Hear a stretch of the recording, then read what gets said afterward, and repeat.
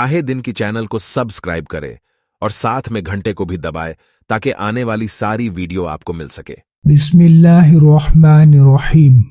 शुरू अल्लाह के नाम से जो निहायत रहम करने वाला है। अस्सलामु अलैकुम नाज़रीन, उम्मीद है आप सब खैरियत व आफियत से होगी। अल्लाह पाक से दुआ है अल्लाह पाक आपकी जायज़ ख्वाहिशात को पूरा फरमाए, आमीन। तमाम नाज़रीन को राह दीन चैनल में दिल की गहराई से खुशामदीद। दो धारी तलवार। तीसरी बात, हज़रत मेहदी कब ज़ाहिर होगी। ये सवाल है कि हज़रत मेहदी कब ज़ाहिर होगी इतना अहम नहीं जितना नाजुक है। ये ऐसी दो धारी तलवार है कि ज़रा सी फिसलन कहीं से कहीं पहुंचा सकती है। पहले तो कुरान करीम की हिदायत मुलाहिज़ा फरमाइए। ये अगरचे क़यामत से मुतालिक है, लेकिन बंदा एक से ज़ायद मरतबा अर्ज़ कर चुका है। अलामत क़यामत भी क़यामत की तरह मुबहम और पेचीदा है। उनमें अलामती ज़बान इस्तेमाल की गई है और इस मौजू का सारा मज़ा ही तजस्सुस में है, जो इस इबाहम और मुआनी अलामती लानत से पैदा होता है। सूरह बनी इसराइल में है, ऐ नबी कह दीजिए ऐन मुमकिन है कि वो वक्त बिल्कुल करीब आ गया है। आयत 51। बिल्कुल इसी तरह की एक बात सूरतुल मारिज में भी वारिद हुई है। ये लोग इसे दूर समझ रहे हैं जबकि हम इसे बिल्कुल करीब देख रहे हैं। आयत नंबर 6-7 कुरान हकीम में मुत्तईद बार आया है, ऐ नबी कह दीजिए मैं नहीं जानता कि किस चीज़ का तुमसे वादा किया जा रहा है, ये करीब आ चुकी है या अभी दूर है। सूरतुल अंबिया 109।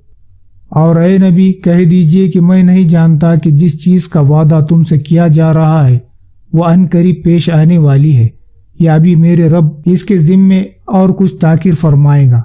सूरतुल जिन 25। हुजूर सल्लल्लाहु अलैहि वसल्लम से एक सहाबा ने पूछा क़यामत कब आएगी। आपने फरमाया तुमने इसके लिए क्या तैयारी की है।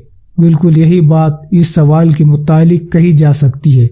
मेहंदीवेत के मौजू का सबसे सनसनीखेज और तजस्सुस आमेज़न सवाल यही है।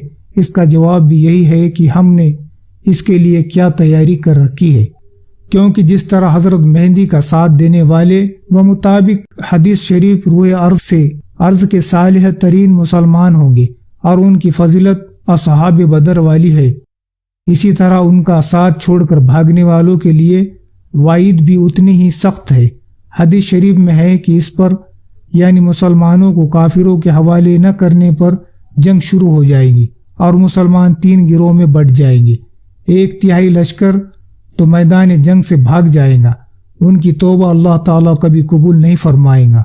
1/3 लश्कर शहीद हो जाएगा या अल्लाह के नज़दीक अफज़लुश शुहदा होगी।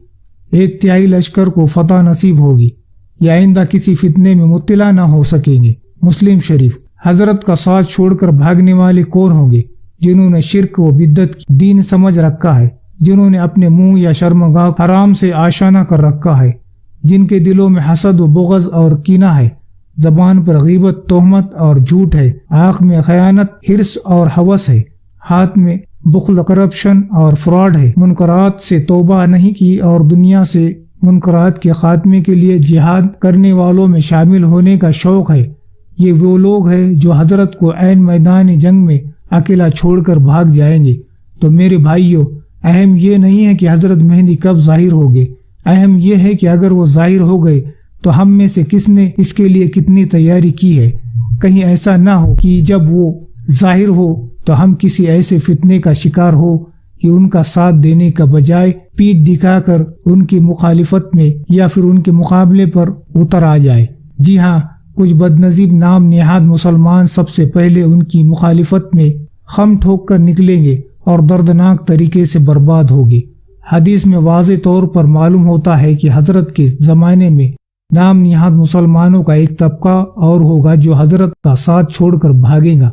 ज़्यादा बदबख्त होंगे, इस्लाह का दावेदार होने के बावजूद हजरत के मुखालिफिन में से होगा और उससे अल्लाह ताला सारी दुनिया की आंखों के सामने दर्दनाक अजाब में गिरफ्तार करेगा। वो जिंदा जिस्मों के साथ जमीन में धंसा दिए जाएंगे। ये वो लोग होंगे जो आजकल सबसे बड़ा फितना यानी फितनाई इत्तेदाद की शिकार हो चुके होंगे और उनका सरबरा अब्दुल सुफियानी नामी शख्स होगा। यानी सुफियानी कौन होगा? यह यहूदियों का तैयार करदा एक मुस्लिम लीडर होगा جس کو عالمی میڈیا مسلمانوں کا ہیرو اور قائدت کے طور پر پیش کرے گا۔ بعض جنگوں میں وہ مغرب کے خلاف فاتحانہ کردار ادا کرنے کا ڈرامہ رچائے گا، اور پھر جب مسلمانوں میں مقبولیت حاصل کر لے گا تو اصل روپ میں ظاہر ہو جائے گا۔ نعیم بن حماد کی کتاب الفتن میں اس کا نام عبداللہ ہوگا اور اس کی خروج مغربی شام میں نامی جگہ ہوگا۔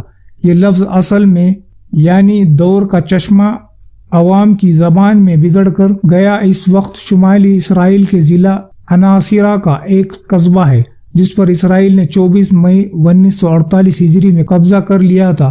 بظاہر روایت سے یہ پتہ چلتا ہے کہ شروع مسلمانوں کا ہمدرد اور خیرخواہ ہوگا، بعد میں اس کا دل بدل جائے گا۔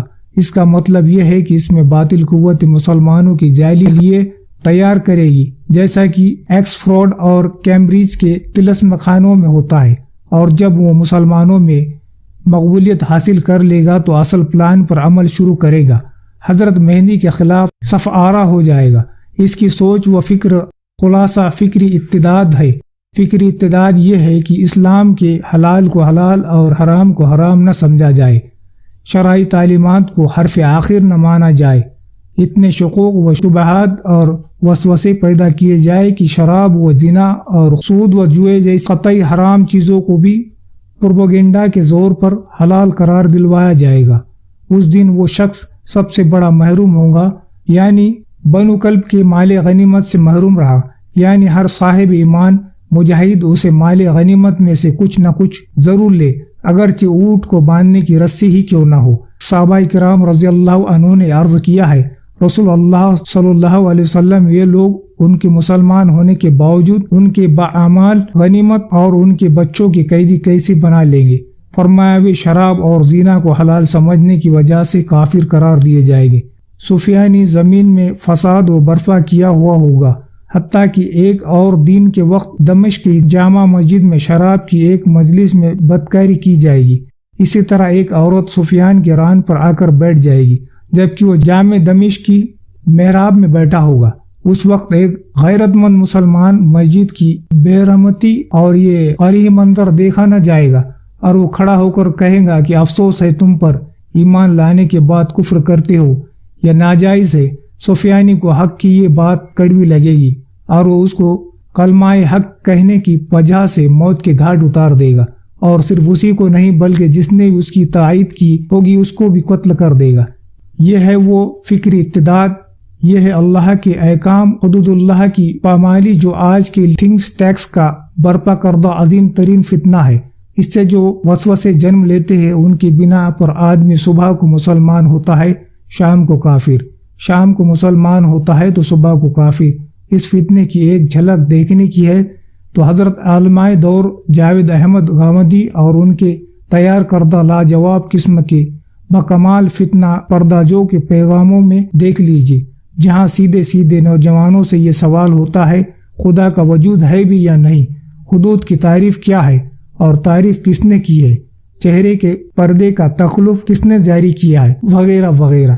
ان لوگوں کی بد نصیبی یہ ہے کہ ان کو پروگراموں کی فہرست تو دیکھ لیجئے، ایک بھی تعمیری عنوان نہیں ملے گا، اصلاحی موضوعات سے انہیں کوئی سروکار نہیں، ان کا سارا زور تشکیک پھیلانے اور وسوسہ پیدا کرنے پر ہے۔ کوئی دنیا دار مسلمان دین کی طرف آ جائے اس کی ان کو کوئی فکر نہیں، سارا زور اس پر ہے کہ وہ بچے کچے مسلمان دین پر ٹوٹا پھوٹا عمل کر رہے وہ کسی طرح سے آزاد خیال ہو جائے۔ طہارت کے مسائل نہ جاننے والوں کو علمی کلامی بحث میں الجھانے کا آخر اور کیا مطلب ہو سکتا ہے؟ تو جناب شراب جینا کو حلال اور سود و جوئے کو کی یہ صدی ہوگی، اگلی اللہ ہی کو بہتر معلوم ہے۔ ہمیں وہ دور دیکھنا نصیب ہوگا یا ہماری اگلی 3 نسلوں کو ان زمانہ ملے گا۔